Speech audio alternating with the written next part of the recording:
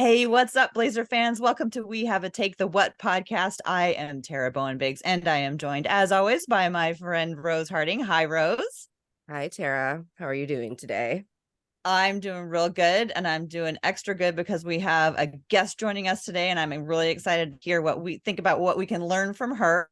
It's Catlin Cooper from Basketball She Wrote Patreon, which is a new endeavor for her. So welcome, Catlin. And do you want to tell folks just a little bit about Basketball She Wrote right off the top? I'm sure. Yeah, I'm glad to be back on the podcast. It's been a little while. I always enjoy doing podcasts with all of the various podcasters in Portland. I always have good interactions with Blazers fans, so this is fun.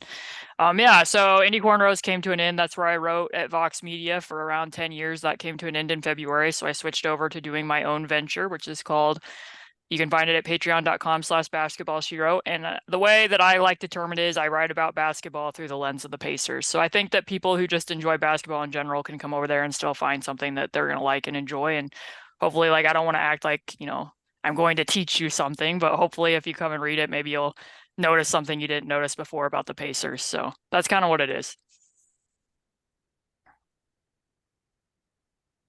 Great. Rose, you want to take us through the icebreaker? I completely skipped it. Oh yeah, totally. Let's talk about the icebreaker. So I was thinking last week Tara and I went to the pumpkin patch together and met up with a bunch of our friends that are Blazer fan friends, and that was very exciting. So today I wanted to ask people, what's your favorite fall activity? Okay, so mine is going to be somewhat similar to that. I don't know. Are you guys familiar with who Johnny Appleseed is? Do you know who Like that is? it's like The the fable, person? yeah. Yeah. Oh, yeah. So supposedly he passed away in a city in Indiana. So they have a Johnny Appleseed Festival there every year. So I hadn't been to it since before the pandemic, but my sister and I decided to go at the end of September. So we went up there and they just have like lots of like types of fall food and crafts and different stuff to walk around and do. So that's what we did. We hadn't done it in like 5 or 6 years. So whether that's actually his grave or not, whether any of this is actually a real story, I don't know, but that's what we did Makes for a fun festival though. for sure. That's awesome. I feel like I went through like a mini Johnny Appleseed phase where I was trying to learn like about where the tale came from of, and like, did this guy usually actually go across the country spreading apple seeds and apple trees? Have you ever, like, at the festival, do they have like the truth telling section where they talk about whether or not it's real? It was funny because when we were on our way driving there was a segment on it and people were talking about like the idea that the seeds were planted to create apple trees and that they harvested the apples. And in reality, during the time period, it was more so that the apples were being distilled for like alcohol because the water wasn't safe to drink at that point in time. So that was really more of the purpose of it, I guess. They actually don't know if that's where he's buried or not, but there's a grave site there. So wait, That's awesome. And also it sounds they distilled apples to turn them into alcohol because they needed to drink alcohol because couldn't drink water. Is that what you're Yeah, saying? yeah, because the water wasn't safe to drink. So everyone just walked around drunk all the time. I guess so. Woo. What a time. Being a pioneer was a safe time in our country. You definitely took your chances. Also very Hallmarky, I have to say, Caitlin, to have gone up to the Hallmark Festival. You and I have had some Hallmark conversations before. Although I have to say I've been watching a lot of reality TV and it sort of has eaten into my Hallmark time. But Christmas season is coming, so I'll start doing that soon enough. Fall activity for me, people who follow me on Instagram will instantly know what it is, and that is taking pictures of cars that match the trees they are parked under. I am getting lots of great pictures of red cars parked under red trees, but this is a personal plea to people who drive yellow and orange cars. Please get out there and be responsible and park your cars under yellow and orange trees so that I can get pictures of them. I know you're out there. Please, I'm begging you. I need more yellow and orange car content. And I'm pretty sure the next car that I buy is going to have to either be yellow or orange so I can help make up for this incredible deficit. But I have to say, red car owners, you're doing amazing and I love it. Thank you so much. I'm sorry, Tara, I'm not helping you here because I'm a silver car owner, which is not really a tree. But I was gonna say, like, I feel like most people who drive yellow cars like get some crap about driving a yellow car, at least from some people, because yellow is a controversial car color, and it like I think people think there's a personality type that goes along with yellow cars. But this is their time to shine. This is their time. It's fall colors.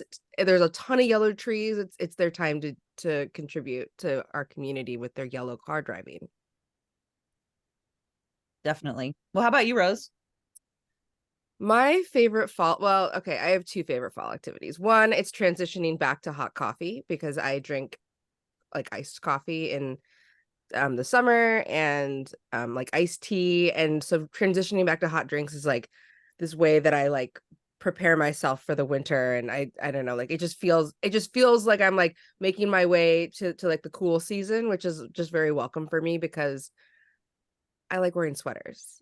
Like people who know me know that I'll wear a sweater in June, I'll wear a sweater in July, I'll wear a sweater in August, but it's not very comfortable. So this is like my time to like wear a sweater and be comfortable.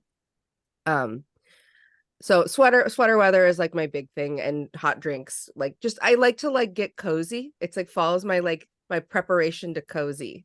So that I think is like the thing that I like the most about it, which isn't really an activity, I guess, but like it's like a psychological shift that I do for like my favorite season. Because like for me, I actually think that in Portland, people come here and fall in love with Portland in the summer, but for me, fall is the best season, and I wait for it like all year long. It's like the trees start changing, but we also still have like great like conifers, like so like we still have the greenness and like that like I think of like conifers as like really like I don't know, like winter foliage kinds of trees because they look really beautiful and like snow and whatever. But so we get like the green, and then we get the other like deciduous trees that change their leaves and then drop them. And like because Portland has done such a good job of like preserving trees in our urban area, like we get a ton of beautiful color in our city. And I don't think that that's true for a lot of cities of our size, because like you go to like San Francisco or like New York, like they have those things, but they're like very carefully planned to be where they are. And Portland, it's like they almost make it challenging. Like if you want to cut down a tree here as like a homeowner, it's really hard to do it because they don't want you cutting down trees. So we have just a ton of trees everywhere. And so if you like go down to like where the river is and like take pictures, like looking across the river, like it will be a beautiful sight no matter where you look when you get like a whole like view of the city. So yay fall, best season. You've sold me. Now I need to come and see all of the pretty Portland landscapes. Come, we'll show you all of the trees and then all of the cars parked under them. I agree too, because I wear boots all year round, but I look a lot more appropriate wearing the boots in the fall than I do when I wear them in the summer.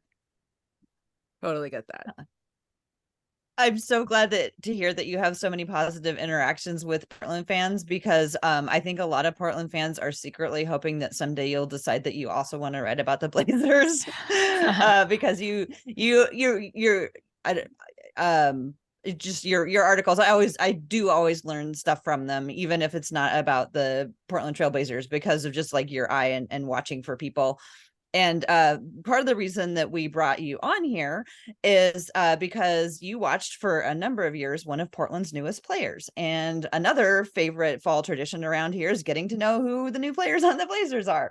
So right now, Portland has Malcolm Brogdon on the team. Hopefully seems that he'll be around for a little while. He's one of those players in the Damian Lillard trade that everyone was like, well, he's going to be traded too. But so far he hasn't been.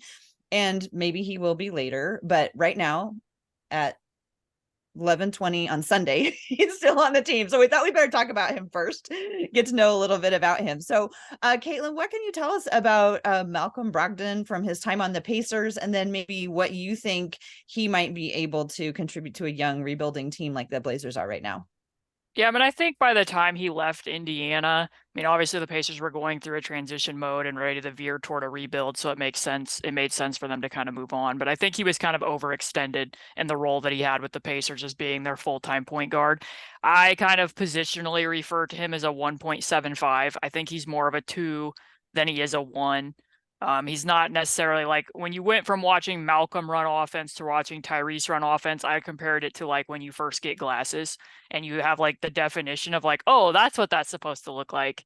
But Malcolm's like, he can, when he's off the ball, he shoots the ball better generally. He's a very aggressive driver. Like he's going to get 2 feet in the paint. And I think that's why he was a little bit more successful last year playing for Boston, because he kind of took 2 steps back in order to take some steps forward. Like I'm not going to be playing the starting point guard role anymore. I'm a 6 man. I'm playing off the gravity of others, and that kind of leveraged what he was going to be best doing. And obviously, like injuries have followed him every season in every city that he's been in. He didn't finish the season last year. I don't know what the status is with his elbow or whatever the situation is right now. If there's been reporting on that coming out of Portland, I haven't followed it. But like, I think in terms of that too, like his body not wearing down as the season goes on, it was important that he not play as many minutes and be as extended as he was.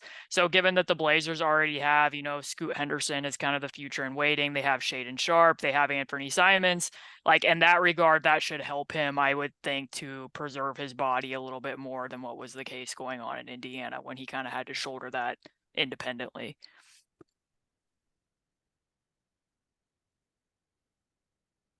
I don't think I realized that he was like the full-time point guard in Indiana. I mean, admittedly, like we don't watch a lot of Pacers games in the West because a lot of the times they're happening like early for us and they're not always on TV. But so I didn't realize he was like the full-time point guard before they got Tyrese Haliburton. And I guess it makes sense that like everybody was really excited when they made that trade.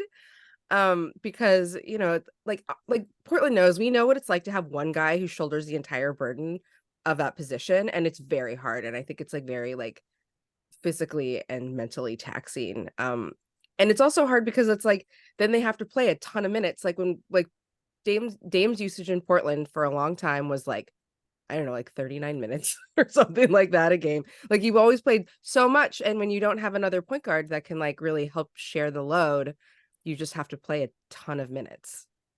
Yeah, and in Brogdon's case, like when he was in Milwaukee, I know that he felt like after playing around Giannis's gravity and playing off of at times even Eric Bledsoe, that was something that he wanted when he came to Indiana. I think that was a motivating factor. It was a sign and trade, but he also chose to go there. And I think just by the end of it, I don't know if Portland fans will know this either, but when he left the Pacers, according to him, he was presented with a choice of being traded to the Raptors or being traded to the Celtics. And according to him, he chose and told the Pacers, I want to be traded to the Celtics because he wanted to have a chance to win a championship. So I'm going to be interested to see how that plays with him like playing on a team that's kind of going into a rebuild mode. And like, I'm sure, like, just from my experience watching Brogdon, I think he'll do and say the right things, especially because he might be viewing this as somewhat of like an audition for himself for other teams and proving that he's healthy. But like, it was very clear last summer that he wanted to go to a team that was going to be a contender where he would have the opportunity to compete. So that's kind of another aspect of it as well. I kind of wonder, you said that he wanted to go to Boston because he wanted a chance for a ring. And we all kind of expected him to be traded. I think a lot of people expected him to be traded after we acquired him in that Drew Holiday trade. But based on the way the interviews have come out of like training camp, it's been like pretty clear that we're not trading him right away.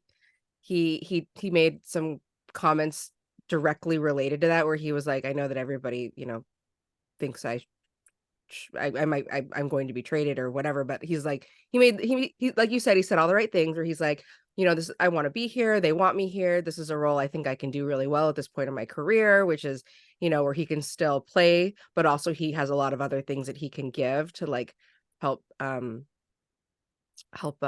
like impart wisdom on a younger generation of players.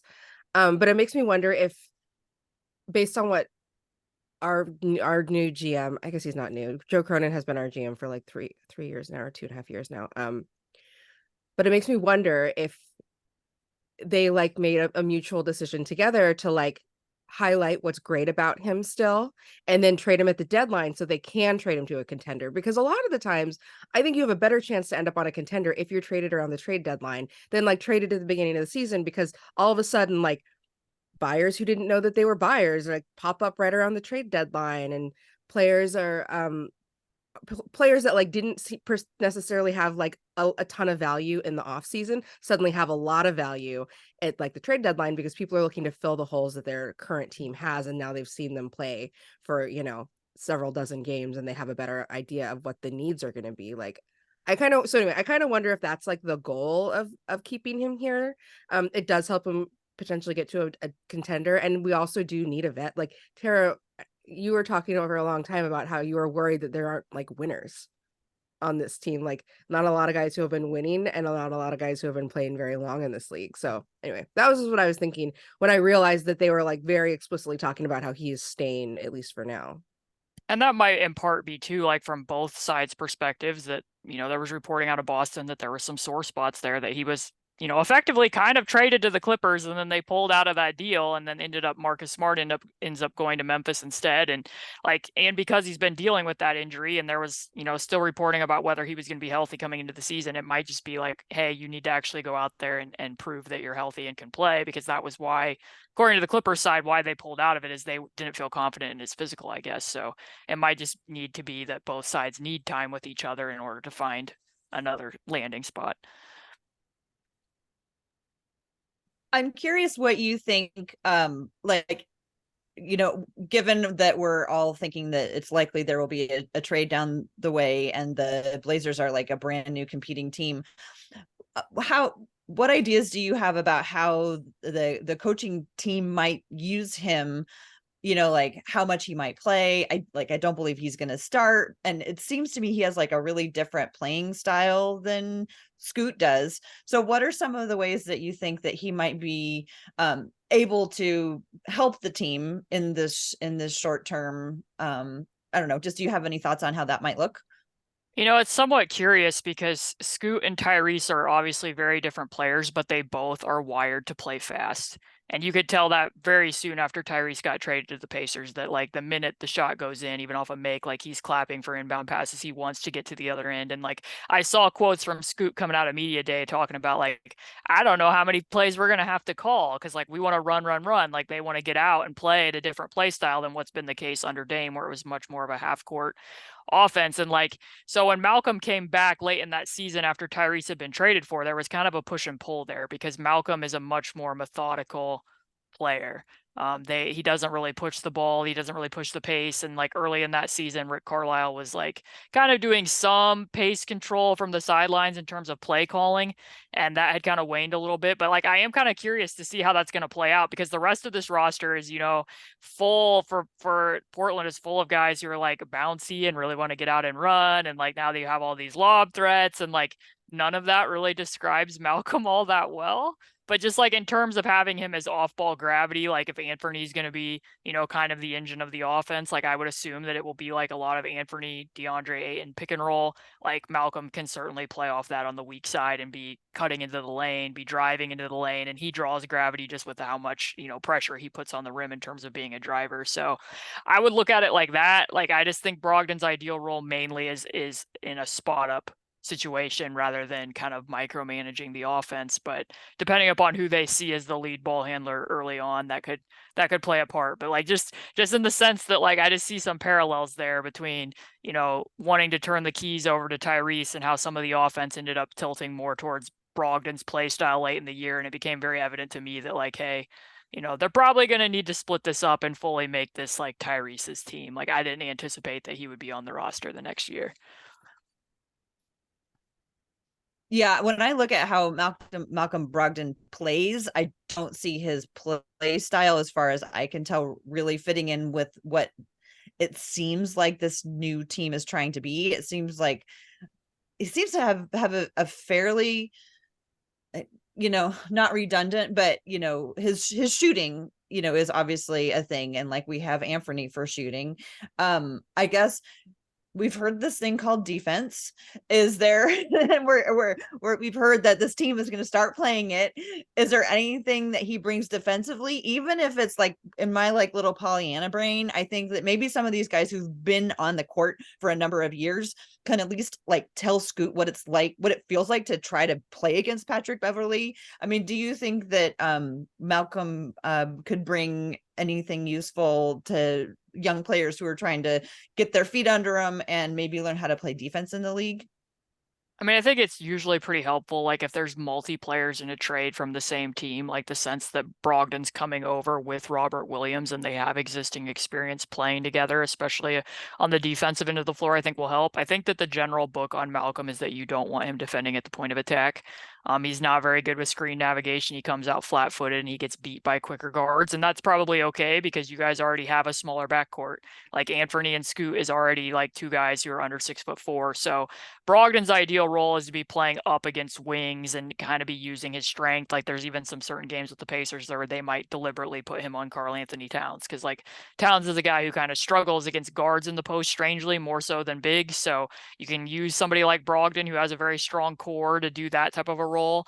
So like in that sense, it might actually be helpful because like you're going to have a little bit more size to play around them depending upon what lineups are out there. And I do think that Brogdon's a smart defender and he's played in a lot of different types of schemes. You know, he's played in Boston's scheme. He's played under Nate Bjorkgren's scheme. He's played in Rick Carlisle's scheme and as well as, you know, up in Milwaukee in their more conservative drop scheme as well. So just having that degree of experience, depending upon how Chauncey envisions this team playing defense, I think, you know, it always is helpful to have those types of veterans in the locker room. Because, like, even with the Pacers last year, I know a lot of the younger guys, like James Johnson wasn't playing, George Hill wasn't playing, but they said how valuable it was to have those types of players on the roster who have been on a lot of different teams and just have experience both on and off the court to give advice. So I think that Brogdon can probably fill that role.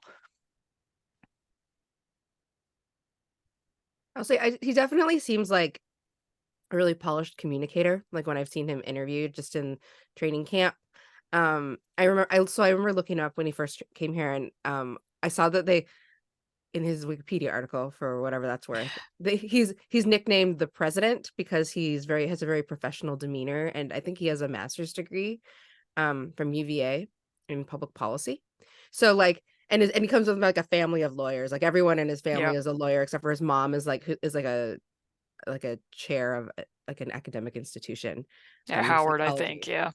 Yeah, or Morehouse. It was Morehouse. Morehouse, yes. Yes, but you know, like that's a family that's very public facing that has to do a lot of speaking, and I was just thinking about how like that professional demeanor also is a really nice model for young players, because you think about the way like the league is now, and like you're always under a microscope, and you know people are always like parsing your words and trying to figure out what it means, and they just love finding like hot moments in front of the camera. And I just feel like that's a really good model for something that's like basketball related but not actually basketball on the court, and how to conduct yourself publicly as a player. Yeah, I mean, he's very diplomatic. I mean, in the run-up leading up to the bubble, he's part of the Players Association. He's a vice president of the Players Association. So I felt like he really threaded the needle really well between guys who didn't feel comfortable playing and guys who wanted to play for the sake of that being a platform that they felt that they could use, and walked that line really well. And he's also very outspoken. It matters to him a lot that he's from Atlanta and that his grandfather, you know, marched with Martin Luther King Jr. So, you know, I think that he uses all of that. And then that's kind of the dichotomy with him too, though, because like, you know, the Pacers during the year before they kind of broke up that core when it's Sabonis and Miles Turner and Brogdon and TJ Warren and Karis LeVert, like their front office was fairly open a lot of the time. Like, we don't have a vocal leader, and them kind of thinking like, oh, we really miss having like Al Jefferson at the end of our bench as a veteran, because that was somebody who kind of would be more vocal in the locker room. So like, as diplomatic as Brogdon can be, and as much as you appreciate like a lot of his social opinions and that he's willing to come out and be outspoken about a lot of that, like a lot of what came from the team as far as like what his leadership was on and off the court in terms of how vocal he was with teammates wasn't always quite, I think, what the Pacers were necessarily hoping for. But, you know, it is 2 years later, and now maybe because he's entering into a situation where he knows going in, like, I am one of the oldest players here, this is a rebuild, and this is something that I can give. Like, I think that there are times where players start to embrace that for different reasons. So Yeah, he is the oldest player on the roster. yeah, that's what I figured, but I wasn't sure. I was trying to think of who else was on the team. I'm betting it's probably Brogdon. Yeah. He and Jermi Grant are the two oldest, but yeah, he is the oldest. Yeah, it's a whole different world. I mean, it's personally, I find it very exciting because obviously the Damian Lillard was, a fantastic era, and Damian himself like brought so many things to this team. But, as a lover of new things all the time, I can't wait to see what they're going to look like. And one of the things that a lot of us have been talking about in Portland as well is, are we finally going to learn like who Chauncey Billups is as a coach and like what he wants to do as opposed to what he's doing with the players that are on the roster. This feels like a roster that maybe is built more for the style of play that he wants to do. So that's one thing that a lot of us are watching this year, is not just like, what's it going to look like, but like how, what kind of a coach is Chauncey? Because he's going into his third year now. And those first 2 years, we like really can't make many judgments based on, just like the chaos, the other kind of chaos that was happening. So one of the things that we did last year, because we were hoping that we could learn about what kind of play style Coach Billups was going to try to go after, is we chose some game-to-game statistics that for us to track, and we tracked them, and I tweeted what they were after every game. And so the exercise that we want to go through now is to choose which stats we are going to track this year. So just to remind everybody what we tracked last year, and maybe just a second of why. Last year we tracked dunks because I love dunks, and that one is like not up for negotiation. We are tracking dunks again this year. We wanted to know if the team was going to move the ball around more. So we tracked both assists and team passing. We have seen the rebounding decline year after year in this team, and so we tracked rebounds last year. We also last year were wondering how many rookie minutes we were going to get, because we weren't sure if Chauncey was the kind of coach who would trust rookies to play. Well, that wasn't given much of a choice eventually. We also tracked fast break points to see if this younger athletic team with Shaedon on it was going to run a lot. So we tracked fast break points. And then finally we tracked speed and distance, because we wanted to know if they were going to, in addition to moving the ball more, were they going to, as dudes, move around more. So those are really fun to track game by game, but we have a whole different team to look at this year. So I'm loving to hear from you two what stats you think we should track this year to help try to figure out what kind of a team this is. And like I said, dunks non-negotiable. We're counting dunks. I mean, I think that the dunks should be non-negotiable with this particular iteration of the roster. Like, I think that's a good one for people to look at, because you do actually have two bigs who are lob threats much more than what Jusuf Nurkic would have been. Like, I did look at how many alley-oops he's finished, and in the last 3 years, I think it was 1.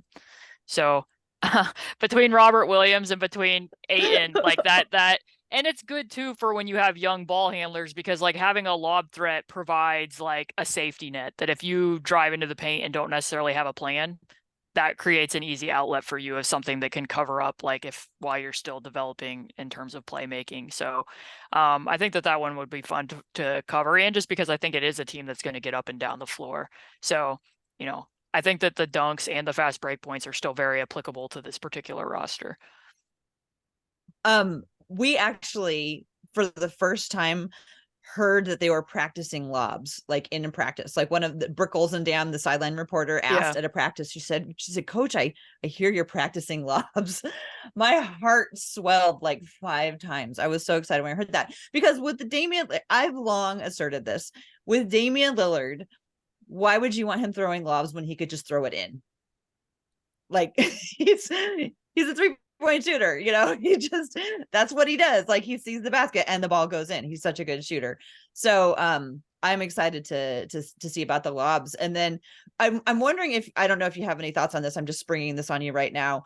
DeAndre Ayton last year had 110 dunks, and I listened to like some Phoenix podcasts, and they were like, DeAndre Ayton's always passing up dunks. And I'm like, are you kidding? If we had a guy who had over 100 dunks in a season, I would be so excited. So like, how does it work when you have multiple big men? Do you think that they might be playing together? In which case, are they going to be in each other's way for dunks? Or if those two are playing together, Robert Williams and DeAndre Ayton, do you think they could exist together on the floor so that I they mean, can I dunk? think some of the frustration from Phoenix fans with Ayton, and I know this a little bit just because the Pacers did give him an offer sheet a summer ago that Phoenix ended up matching, is that like in terms of, like the Valley lob, that critical play where he caught the lob pass and that dunk on that out of bounds play when the Suns went to the finals, like he can be a lob threat as the roll man. I think some of the frustration comes in is when he catches it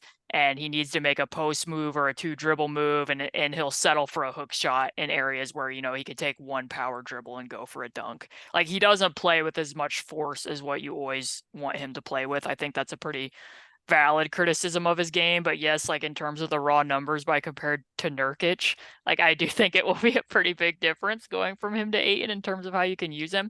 I would suspect that Chauncey, like I haven't heard his commentary, but I would guess that they probably envision Robert Williams as being the backup five, and just in part because of what his own injury status has been, like it might be to his betterment to be coming in a smaller role and be backing up Ayton. But if you did play him together, I think it would be case because Robert Williams like doesn't really do anything outside of the restricted area. It would have to be like either Ayton is going to be doing more as a popper, or you're going to be using Ayton and like the short roll, and Robert Williams is going to be standing in the dunker spot. And that's kind of a thing with Ayton too, is that like when he has the ball in space, he needs to improve with his decision making there. So like as a short roller, like can he use a little push shot? Can he put the ball on the floor and force the defense to respond to him? Could he even hope to throw a pass to Robert Williams in those types of situations? And like I think if I was picking a stat that I was going to watch for this team, like it isn't necessarily a team stat. And I think sometimes when you're watching a young team, you are kind of looking more for individual numbers, is Ayton's self-creation. So like if you go, I think the way you can locate that if you go to NBA.com is that you would go to player stats and then general and then pick scoring, and it will show you the difference between assisted and unassisted field goals. So I think he's generally in his career been around that like 80% of his field goals are assisted. And like granted, he's a center, like he's going to be doing a lot as a play finisher, but like now that he's going to a younger team and he isn't playing on a squad with Devin Booker and Kevin Durant and Chris Paul as the top options, can he kind of spread his wings a little bit and maybe show that he can do something with like a two dribble move with the Blazers, or like a little bit more out of the post where he has to put the ball down more than once in order to get to the rim? Or like, will he be willing to do a little bit more with his left hand, where if he has an option to drive to his left, will he do that instead of being quite as like automatic that like I always go to the hook shot with my right, I always spin the other way to my jump shot? So like I would definitely look for Ayton in terms of self-creation, especially now since he's referred to himself as dominating. Like, will he be dominating in terms of what else he will be doing? I have lots of questions about that nickname because I have really strong feelings that like you don't get to pick your own nickname, and I'm like, who gave you that nickname? Where did it come from? Because if you picked it for yourself, I mean, I know the guys try to do this, but I just think that like nicknames come to you, you don't go to the store and buy them. I'm sure people in Phoenix had a lot to think about that nickname. Because like another one for Ayton too is I would look at how many free throws is he getting? Because his free throw rate of being like around 2 for a center is quite low, especially on a center who averages over 10 field goal attempts per game. Like that has to be like one of the lowest rates in the NBA. So like if he wants to be dominating, I would be looking at the self-creation numbers and his free throw attempt rate.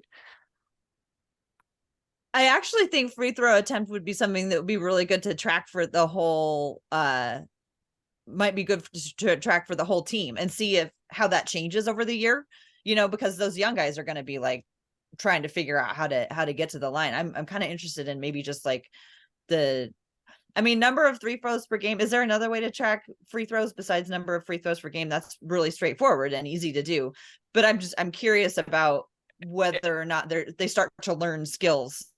Like, yeah, if you go to foul. like 4 factors on NBA's website, they'll have a free throw attempt rate, which is free throws per field goal attempt, and then you can compare that to the rest of the league and where they rank. It'll be under 4 factors.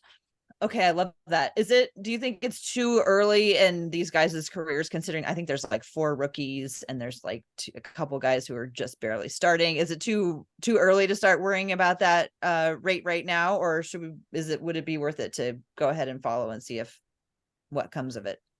Yeah, I mean, I might be a little bit guided by the fact that Benedict Mathurin was so good at that last year. Like, it's not often that rookie guards average over 5 free throw attempts per game. Like, that's really rare. But like, I definitely think it's applicable for Ayton. And like in Scoot's case, like for him, I might be looking mainly at like what is his pull up to conversion rate. Like, I don't think it necessarily right away, because like we know what his shooting limitations are.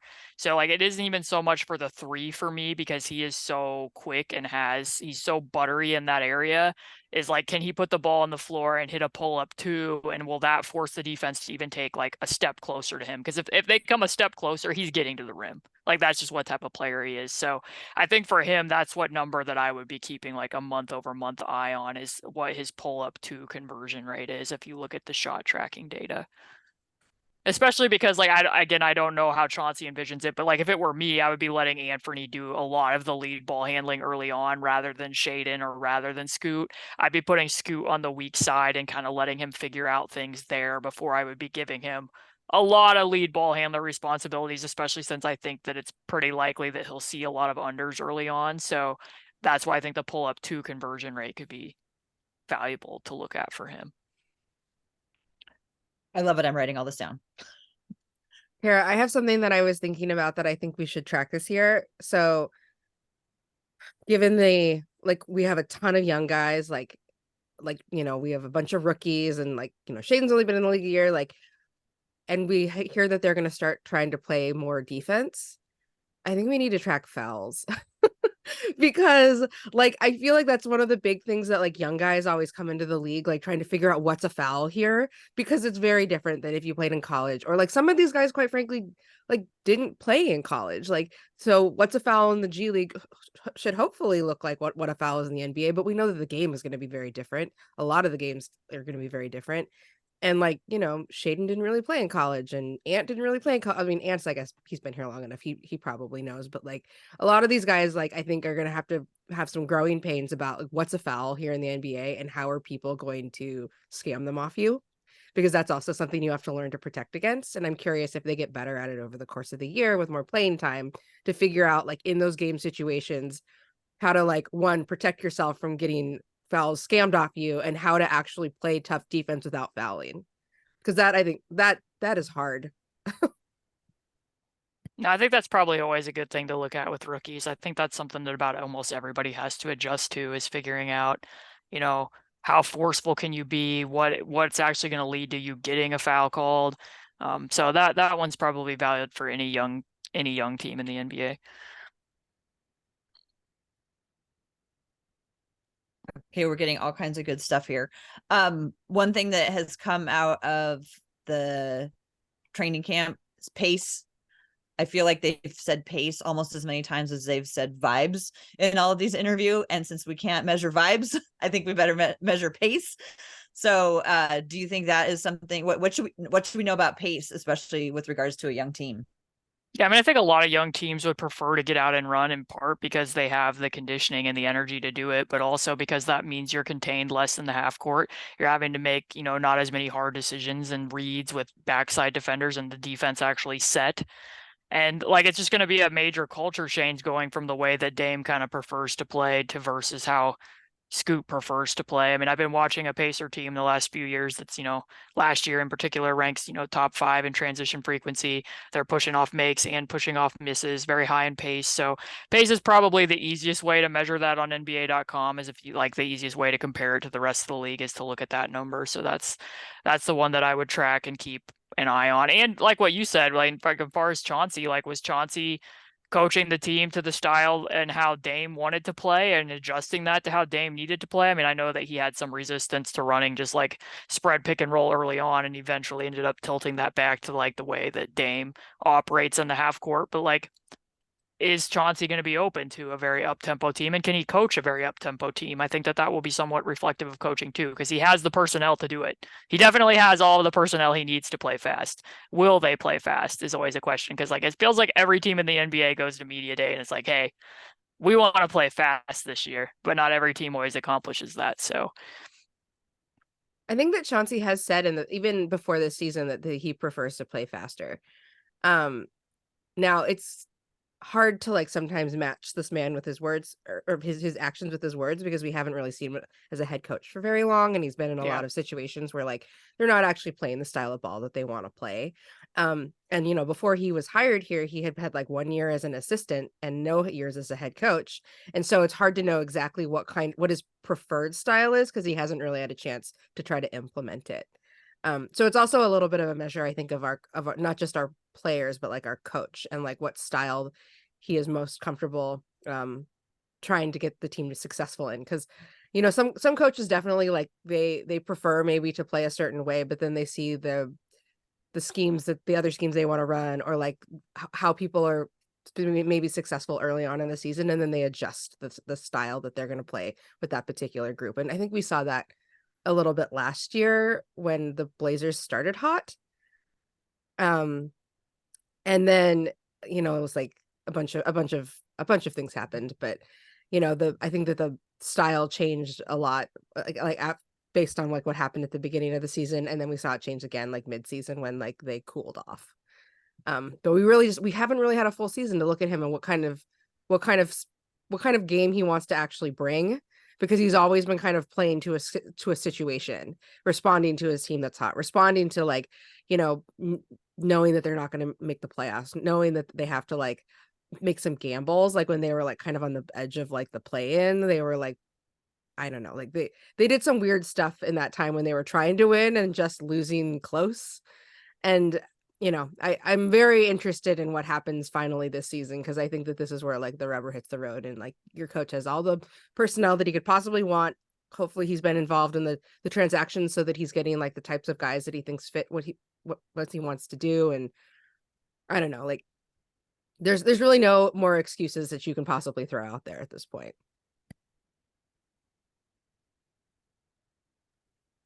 So to recap what we've come up with so far, we've got dunks and fast break points, free throw attempt rate, fouls, pace. And then we have some individual stats for Ayton, which I have written down, his self-creation. And then there was also one for Scoot, his pull-up 2% rate. And what are some other things that you think would be helpful for tracking a young team?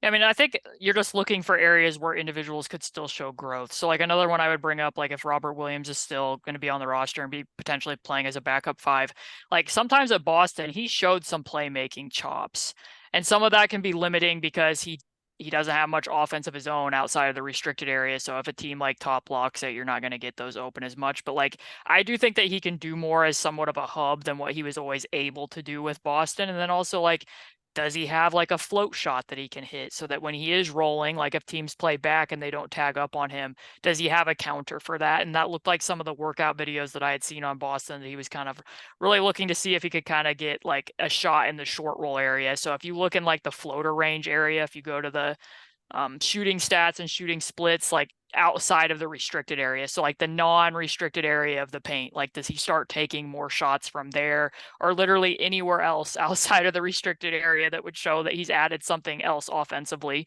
And then also like you can look at individual types of shots, so like is he attempting any hook shots? Like, is he doing anything in the post that's like in terms of his ability to create? I think that would show that he's made some steps forward. Another number I might look at individually, the 2-man defensive rating when Anfernee and Scoot are on the floor together. So like if you go to lineups and pick 2-man combinations, not because you're expecting this young team to be great defensively, although I do think that it helps that you have added some of what Robert Williams can do defensively as like a roaming big man. But like, I just think in the long term, I don't think that the Blazers need to be in a hurry to trade Anfernee Simons by any means. I think it's actually going to be helpful this year that you can run him on ball and that he can do stuff in the pick and roll.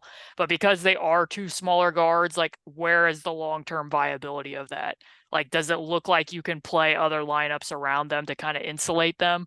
So keeping an eye on that number in the long term, I think might be valid too. So that's probably another one that I would pick. And then Shaedon, I know that you guys probably know that like when Portland went a little bit more development mode and Dame wasn't playing anymore last year. Like they were doing more with Shaedon in the pick and roll, and he showed some kind of passing chops out of that. But like I would imagine now with Anfernee and Scoot out there that Shaedon's probably going to be playing more off ball, and he can shoot the heck out of the ball. But can he pass as like a secondary option? So I might be looking at how many passes he makes, because last year I think he averaged like 15 passes per game, which is not very many. So like how does he fit into a system when he's being used as like an off-ball guard, and can he find his spots and kind of just move around those players' gravity?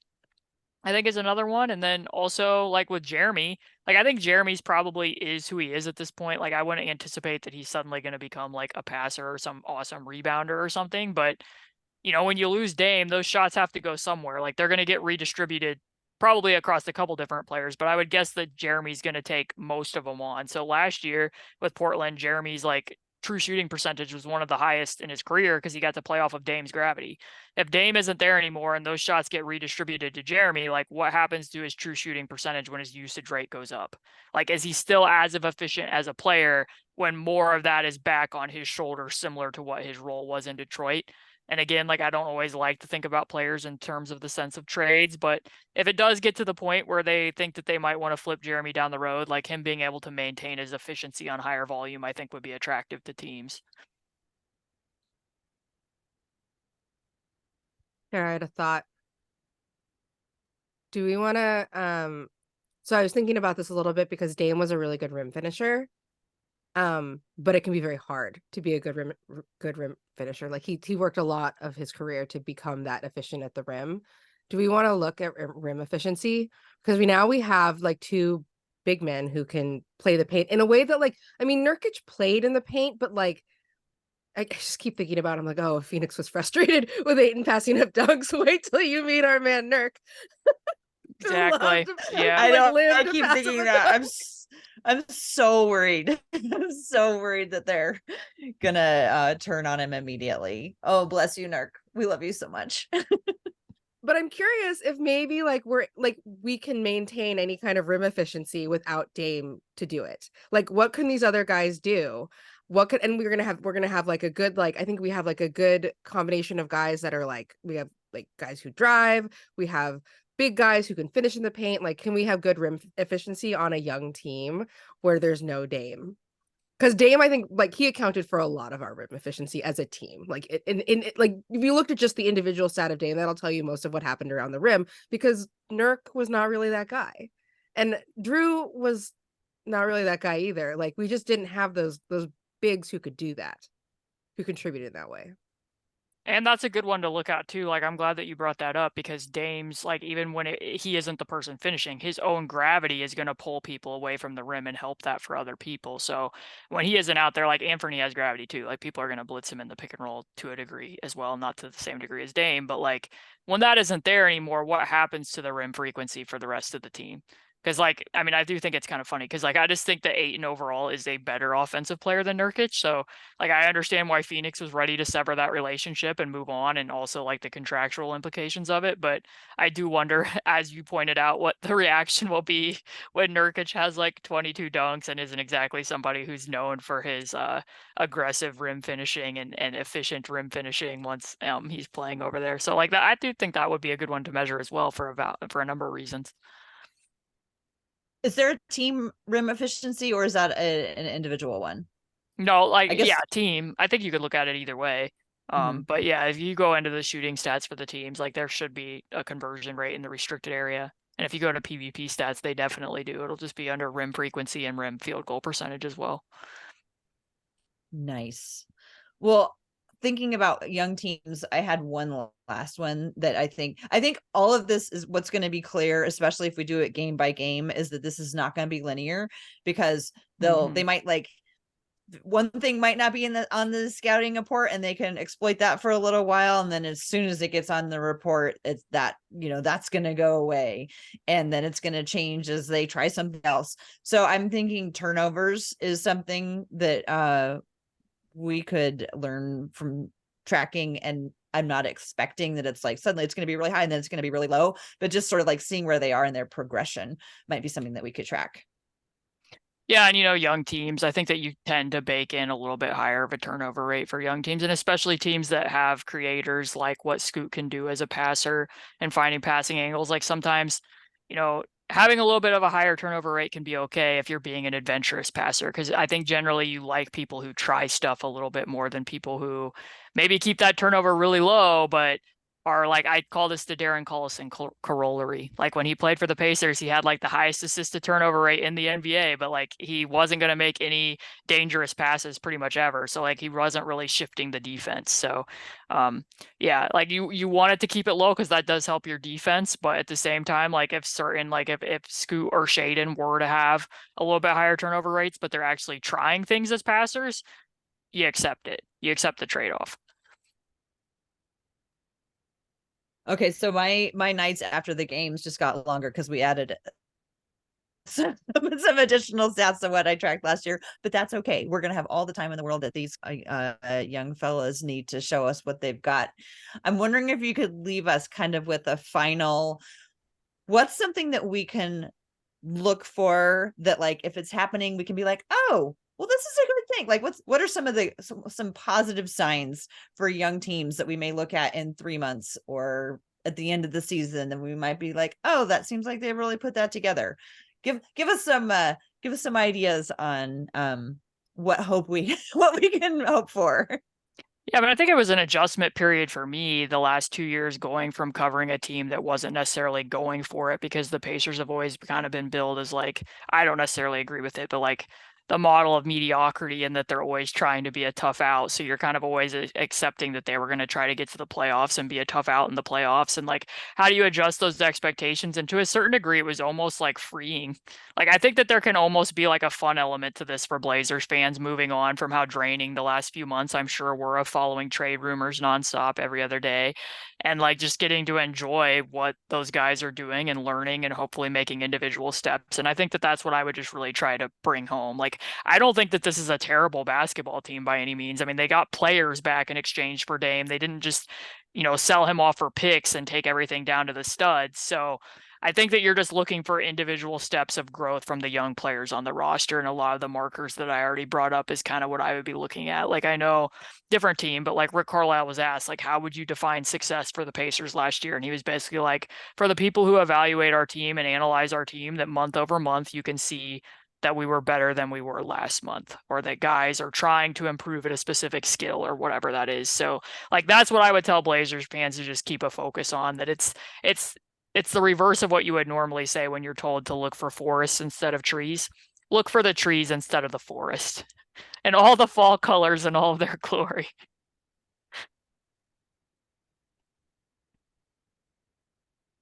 I love that so much. Because like I one of the things Tara and I always talk about is like how, like, 29 teams every year don't win a championship. And so like, Mhm. what can you look forward to, like, and enjoy your season and feel like it was like it brought you joy and things that were like really positive that aren't winning a championship.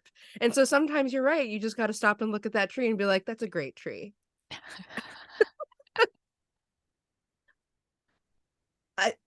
Do you want to lead us into the chats or into the takes, Rose, so we Yes, can I wrap it do. up? So, Caitlin, at the end of every episode, we ask people to give a take, because this podcast is called We Have a Take. It can be basketball related. It can be not basketball related, but this is your chance to share a take, an opinion that you have, one that you like hold strongly or not strongly at all, as we sometimes do, but just something we want to put out there into the world. So I will start today. Tara, what's your take? I'm trying to debate whether or not I want to say this out loud, but I've been thinking about it a whole lot, and I'm worried about Nurkic and Phoenix, and I'm worried about the fans, and but my hope is that after a rocky start, once they realize that he's come in to have like a really specific role, and he's embraced that really specific and more narrow role than he had before, I think it will end up being a success, and I think people will come around to him. So that is my take, that it's going to be a rough start in Phoenix for Nurkic, but I think ultimately things could turn out well, and they could be happy and understand what Nurk fever is all about. I think it's a reasonable take, and it's something that I worry about a little bit too, especially, when I hear how much dissatisfaction fans had with DeAndre Ayton. I mean, I kind of think that he was like he was kind of going to be a scapegoat because he was around so many stars. And so when you're looking for somebody to be like the right fit piece around all those guys, it's really easy to find a problem with this guy who's like not your first or your second option. And you're like, why aren't you filling your role better? Even though it's like a very specific role. And I'm curious what he's going to be like here when that is not as defined for him. Like what kind of role he like needs to fill in around these guys who are like more or less made players with made games that you're trying to maximize. But yeah, I'm a little nervous for Nurk too, but I hope that everybody loves him the way that we did, or at least in some of the ways that we loved him, because I want it to be a good experience for him. He hasn't been on another, like, he was on Blazer for so many years. Like he's been in Denver, he's been here, and that is it. Like I don't know. I hope that a new fan base can see what we liked about him, and also like all of the positives that he can bring in a role where I think the center is not going to be like the featured position. Like the way Rolo used to play in Portland, like he wasn't like the featured guy on that team because he was around LaMarcus and Dame and Wes Matthews and Nick Batum, but like he played his role well and it was the right size for him at that time. So I agree with you about that, Tara.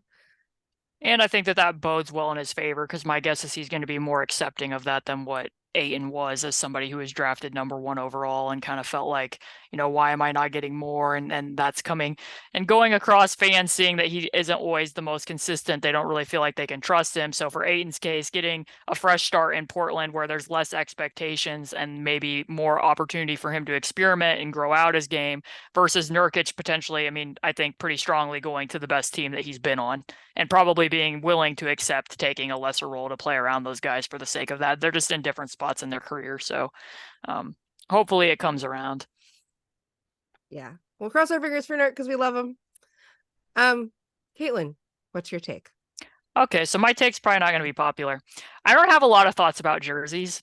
My one thought about jerseys is, though, that there are too many jerseys. Like, we need to stop having a new one every single year. And we need to stop. Like, I don't think that I should have to look up the reason why a jersey is something. So like one leaked about the Pacers and it looks like kind of teal splatter paint, and like they haven't officially released it. So I don't know the reason for this. I don't know why there's teal splatter paint on it, but like, I don't feel like I should need to know the reason for this. I feel like it should just be a jersey that I can clearly tell that's a Pacers jersey. There's too many jerseys.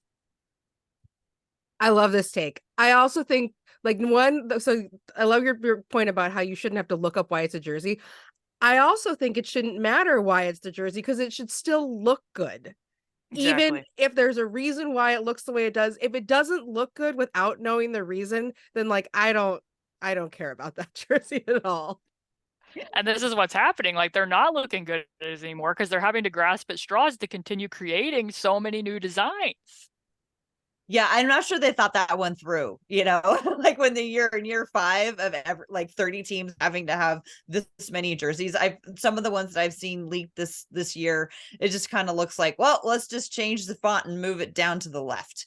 And it's like, I don't know what you're doing. I have to say, for the most part, totally agree with that take.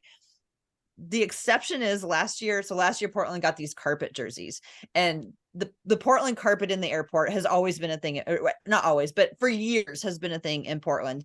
And then that kind of like fizzled out, like, 7 or 8 years ago. Nobody really cared about the carpet anymore. They replaced the carpet. They have a new carpet. You still take a picture of your shoes in the airport, whatever, carpet's over.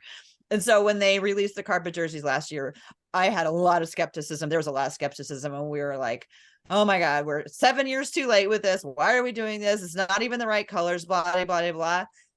And then they came out, and these were the most fantastic looking, in my opinion, fantastic looking jerseys. They popped, they were bright. You knew that they were Portland.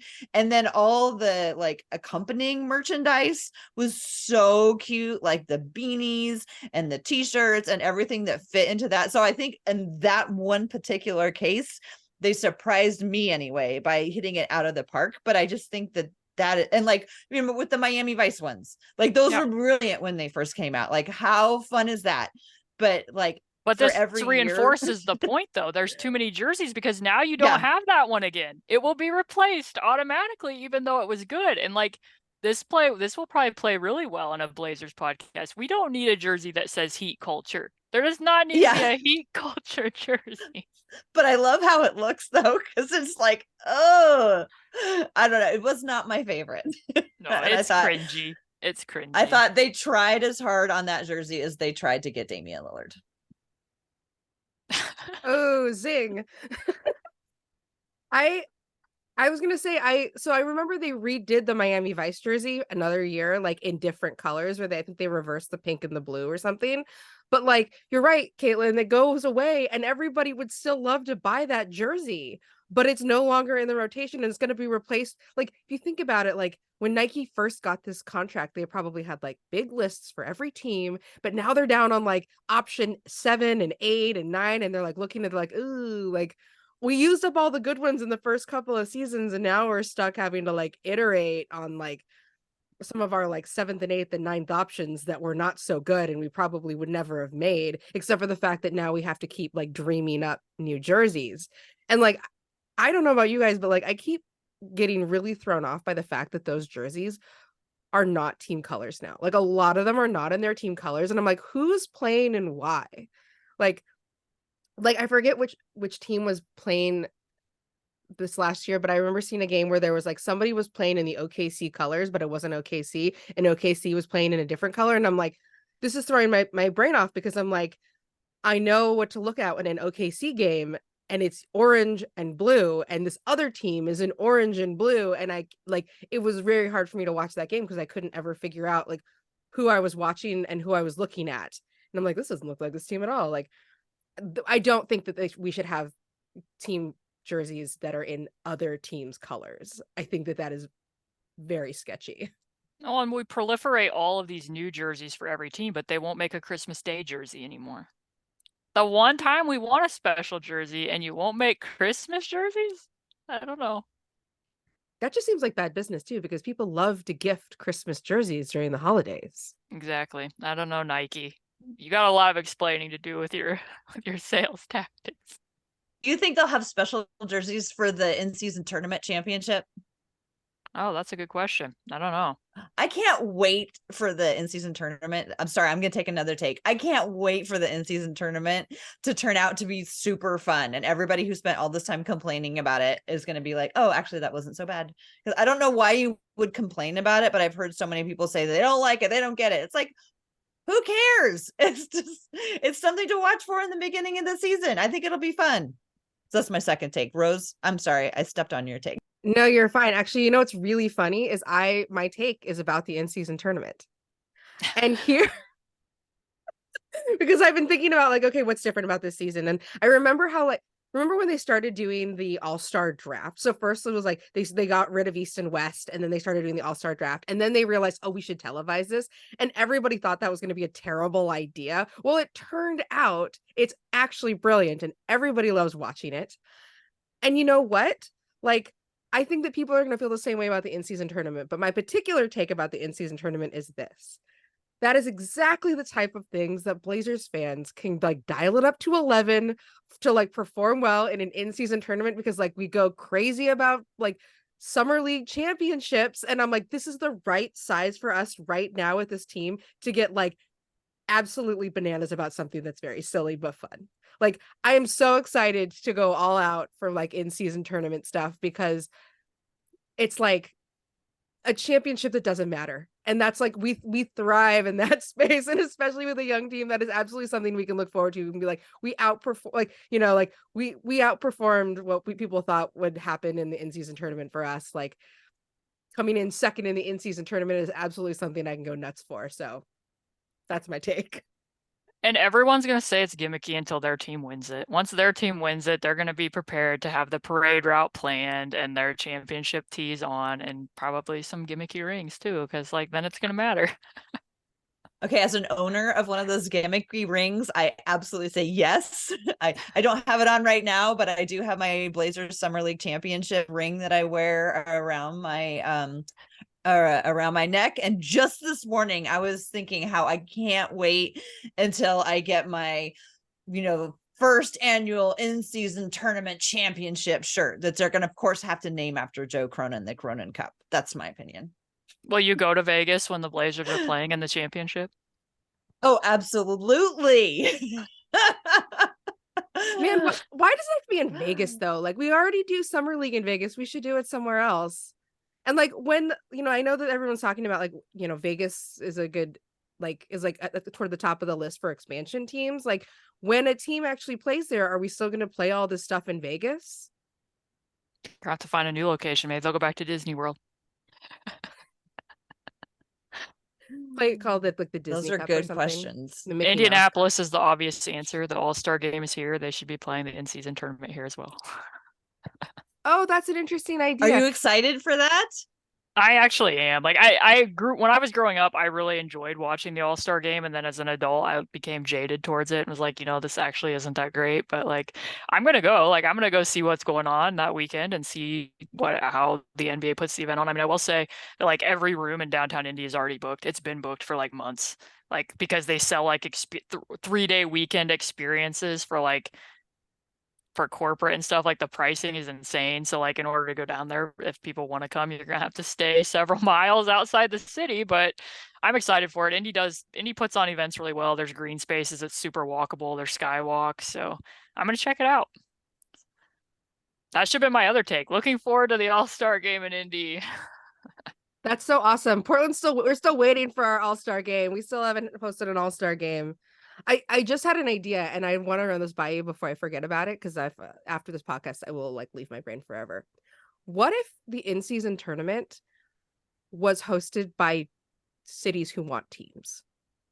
Not cities who have teams, cities who want teams, so they can show what they can do with an in-season tournament. Because here's the thing, they don't have basketball. They have every reason for every basketball fan to show up and support the in-season tournament and make it like an awesome event. And it also shows like what kind of thing the city can coordinate and put together.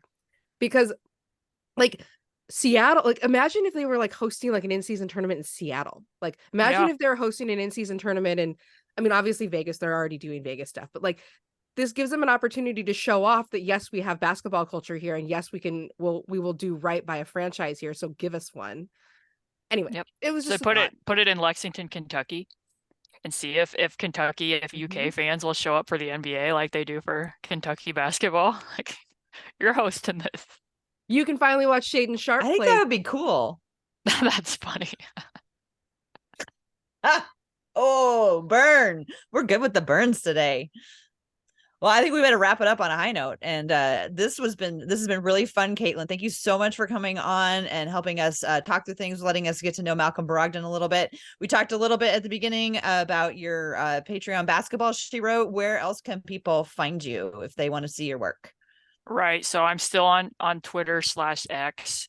I can't be found on other social networks as of now. Well, I guess I do have a Threads account, but I'm not really using it. So as C2_Cooper on X, if you go there, the link to my Patreon's in my bio, and everything else is housed there. So no current podcast. I just go around and hopefully don't ruin other people's podcasts as of right now. So well, I feel like you made ours better. So thank you so much for your time with us today. Rose, do you where can people find you? They can find me at Roselle Harding on Twitter, and at Roselle Harding on Blue Sky, and at Roselle Harding on Instagram. And they can also find me in the We Have a Take Discord, where we're watching Halloween movies this month, guys. So come join us. Or horror movies. That's what we're watching. Tara, where can people find you? People can find me at TCB Biggs on Twitter and everything else. And you can find the We Have a Take podcast at We Have a Take on Twitter and Instagram. Thank you, everyone, so much for joining us. Thank you, everyone who listens to us. We appreciate you so much. We are getting so close to watching Blazer basketball again and can't wait to see what this season is going to be like. So thanks again to everybody. Thanks to Caitlin, and go Blazers.